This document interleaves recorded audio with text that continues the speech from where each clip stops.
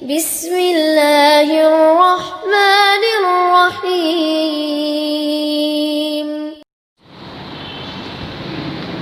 إن الحمد لله نحمده ونستعينه ونستغفره ونعوذ بالله من شرور أنفسنا ومن سيئات أعمالنا من يهده الله فلا مضل له ومن يضلل فلا هادي له أشهد أن لا إله إلا الله وحده لا شريك له وأشهد أن محمدا عبده ورسوله يا أيها الذين آمنوا اتقوا الله حق تقاته ولا تموتن إلا وأنتم مسلمون يا أيها الناس اتقوا ربكم الذي خلقكم من نفس واحدة وخلق منها زوجها وبث منهما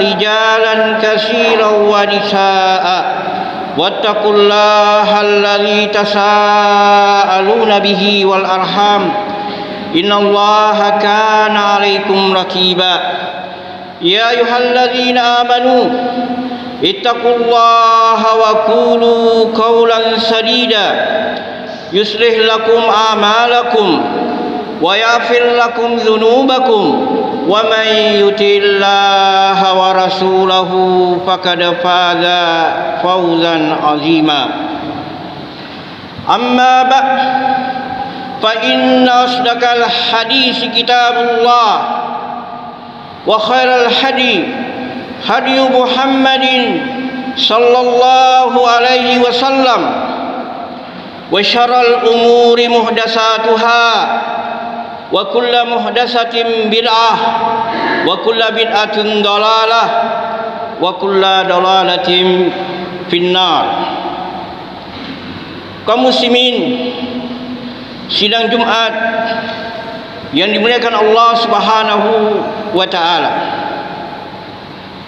Dalam kesempatan yang mulia ini, khatib ingin mengajak para jamaah sekalian, terutama diri khatib sendiri, agar kaum muslimin kita benar-benar memahami agama ini dan berada di dada-dada kita kaum muslimin, sehingga kita berucap dan beramal memutuskan suatu perkara berdasarkan apa yang dikehendaki Allah dan Rasulnya. Dan ini kaum muslimin kebutuhan yang sangat penting dan utama, lebih penting dari kebutuhan makan dan minum. Sebagaimana Imam Ahmad rahimahullah mengatakan, kebutuhanku terhadap makan dan minum 2 atau 3 kali makan, tapi kebutuhanku terhadap ilmu sepanjang napas kaum muslimin. Ini menunjukkan pentingnya ilmu, dan dimanapun kita berada ada sunnahnya. Apa kita lagi berjalan, lagi duduk, lagi tidur, lagi bangun, bahkan sampai hubungan badan pun, masuk ke WC pun diajarkan dalam Islam. Maka itu Imam Ahmad mengatakan, saya butuh sepanjang napas ilmu ini. Apalagi kaum muslimin, terutama kepada anak-anak generasi kita ke depan kaum muslimin. Apabila mereka tidak memahami agama ini, maka pasti dia menjadi musuh Allah Subhanahu wa taala, menjadi musuh Rasul sallallahu alaihi wasallam, menjadi musuh orang tuanya, menjadi musuh masyarakat, dan lebih banyak merusak daripada memperbaiki. Bahkan mereka menjadi wali-wali syaitan karena mereka tidak memahami agama. Karena syaitan lebih mudah menyesatkan seseorang itu kalau dia tidak paham agama. Karena syaitan tidak takut dengan polisi, tidak takut dengan senjata, tidak takut dengan pejabat, tidak takut dengan orang kaya, tapi dia takut kepada Allah Subhanahu wa taala. Dengan dia memahami agama ini, dia tahu kuncinya dalam mengalahkan syaitan. Seperti kalau syaitan mengganggu, maka diucapkan auzubillahi minasyaitonir rajim. Demikian juga ketika makan, dia membaca bismillah agar setan enggak makan bersamanya. Dan apabila lupa, dia baca bismillahi awwaluhu wa akhiruh, sehingga syaitan yang tadi ikut makan memuntahkan makanan. Dan pendidikan agama ini kaum muslimin penting dan wajib dan utama kaum muslimin, dan lebih penting, lebih utama daripada pendidikan dunia, yang mana sekarang ini kaum muslimin, orang-orang tua, orang Islam berbondong-bondong mengejar pendidikan dunia daripada pendidikan agama, sehingga akidahnya rusak. Kalau dia tidak mengetahui ilmu dunia, nanti dia susah kerja. Ini satu akidah yang rusak. Kita tahu Allah Ar-Razzaq, Maha Pemberi rezeki. Nabi Sulaiman, Allah berikan kerajaan, menguasai jin dan manusia, mempunyai harta yang banyak, bahkan anak buahnya jin dan manusia. Dia karena paham agama kaum muslimin. Justru sebaliknya kaum muslimin, kalau anak kita paham agama, tentunya mulainya dari kita, maka Allah Subhanahu wa taala akan menjaganya dan menjamin dia akan mendapatkan kebaikan. Salah satu sabda Nabi sallallahu alaihi wasallam yang dikeluarkan oleh Imam Bukhari, "May yuridillahu bihi khairan yufaqihu fid din." Barang siapa yang Allah kehendaki dia baik, Allah pahamkan agama. Bukan yang Allah kehendaki baik orang yang banyak hartanya, yang tinggi jabatannya, tapi dia paham agama. Adapun dunia dan jabatan itu mengikut saja kaum muslimin. Dan dalam ayat Al-Quran, Allah Subhanahu wa taala berfirman, "Yarfa'illahu alladhina amanu minkum wa utul ilma darajat." Allah Subhanahu wa taala mengangkat derajat orang-orang yang beriman di antara kamu dan orang-orang yang berilmu beberapa derajat. Bukan yang hartanya banyak, bukan yang jabatan tinggi, tapi yang diangkat derajatnya adalah orang yang berilmu. Contohnya Fir'aun, dia memiliki kerajaan, tentara yang besar. Allah hinakan dia di dunia dan di akhirat. Demikian juga Qarun, terkenal namanya, Allah abadikan dalam Al-Quran. Dan bil gaib kalah kaum muslimin, atau orang kaya yang ada di dunia ini yang nomor satu. Tapi Allah Subhanahu wa taala siksa dia di dunia sebelum dia mendapatkan siksa akhirat. Kenapa? Dua tokoh kafir ini dia tidak memahami agama kaum muslimin.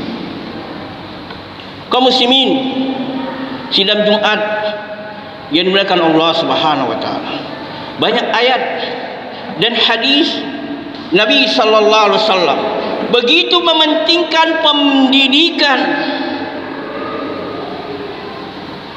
agama daripada dunia.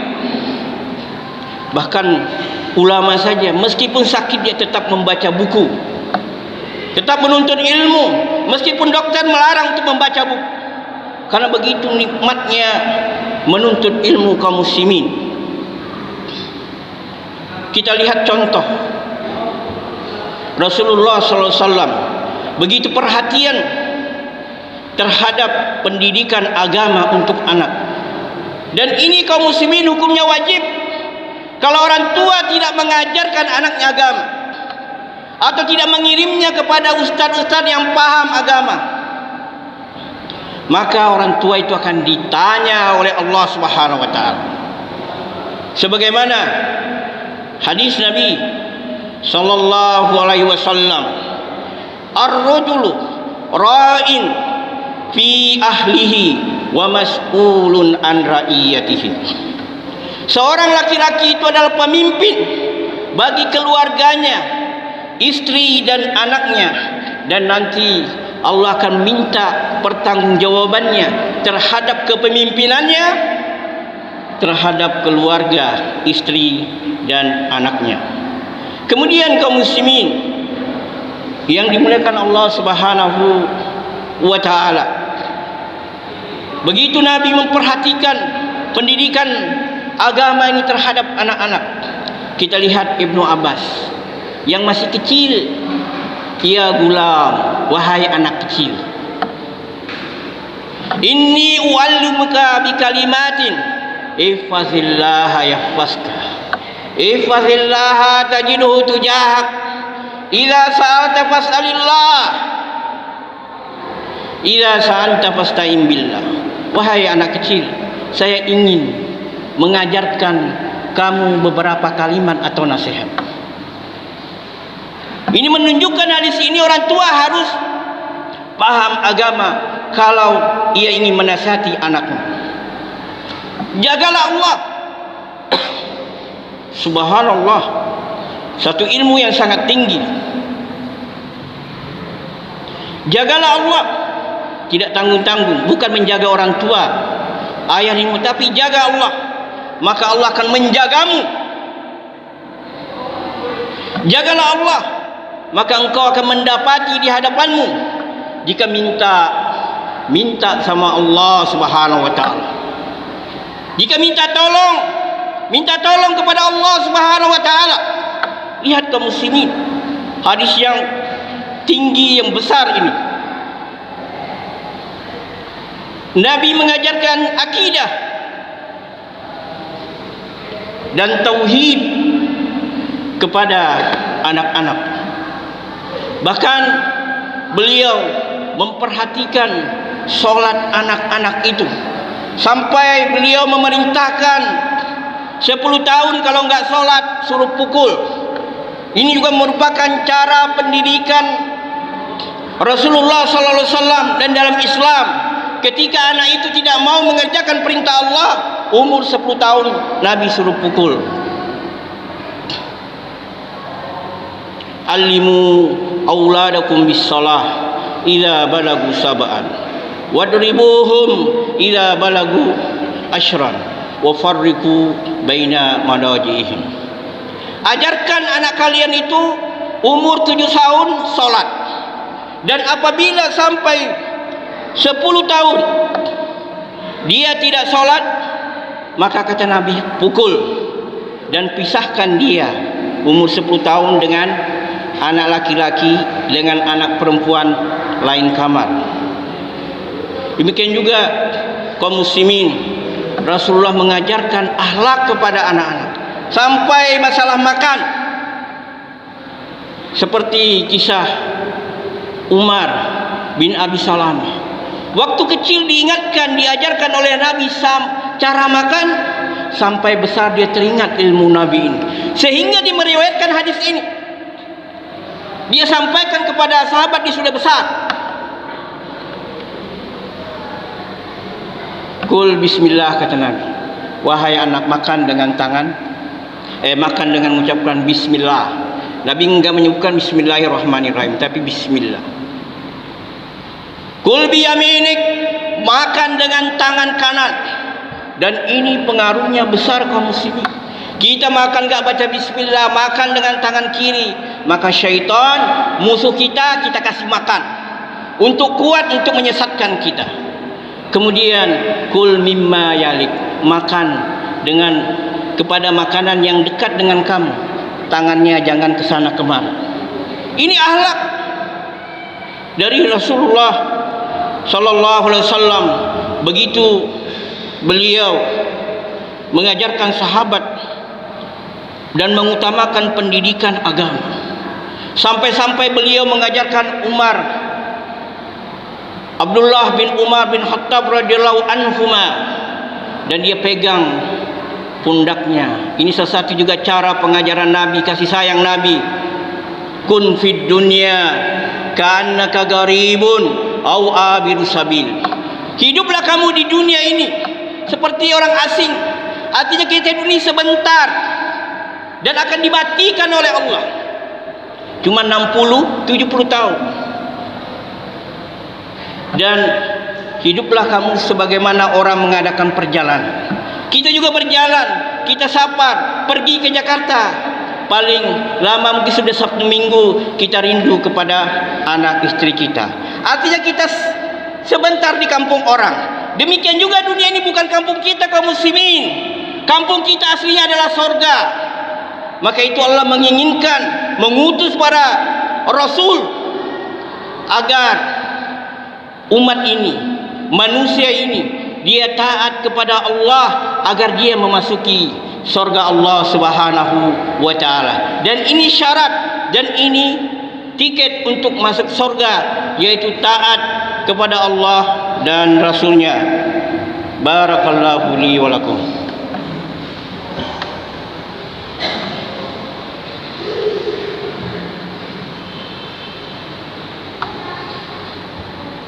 Alhamdulillah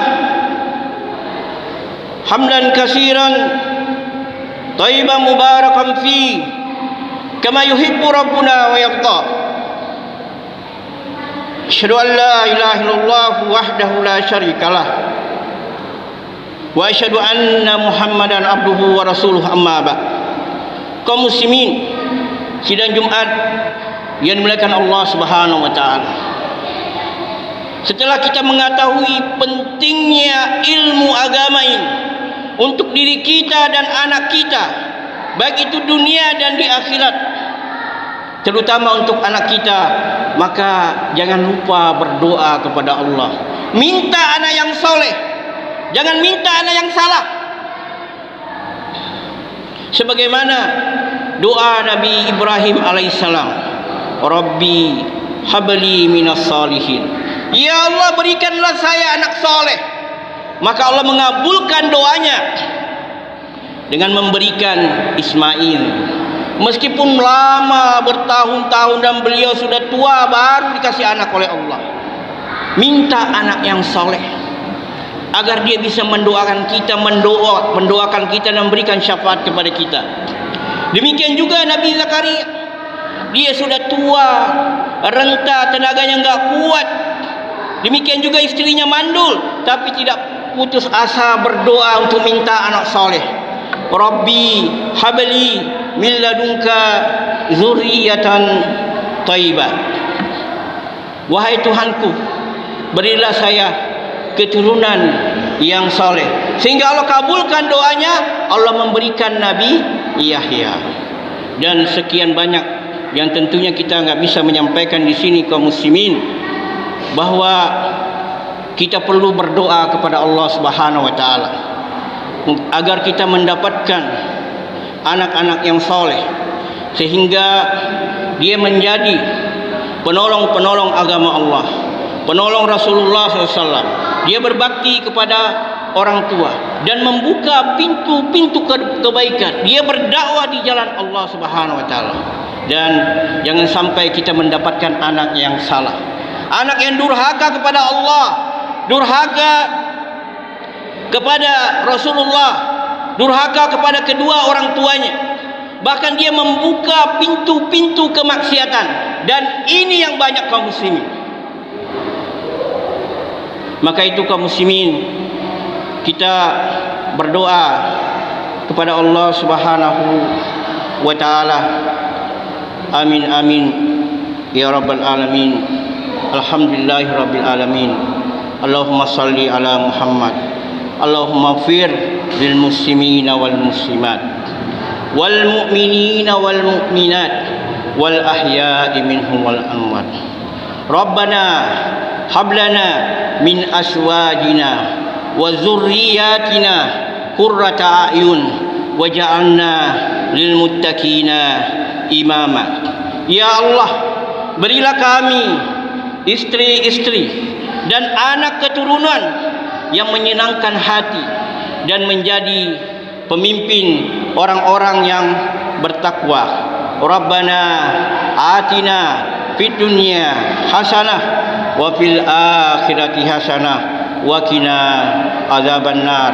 Wa akhir da'wana alhamdulillahi rabbil alamin.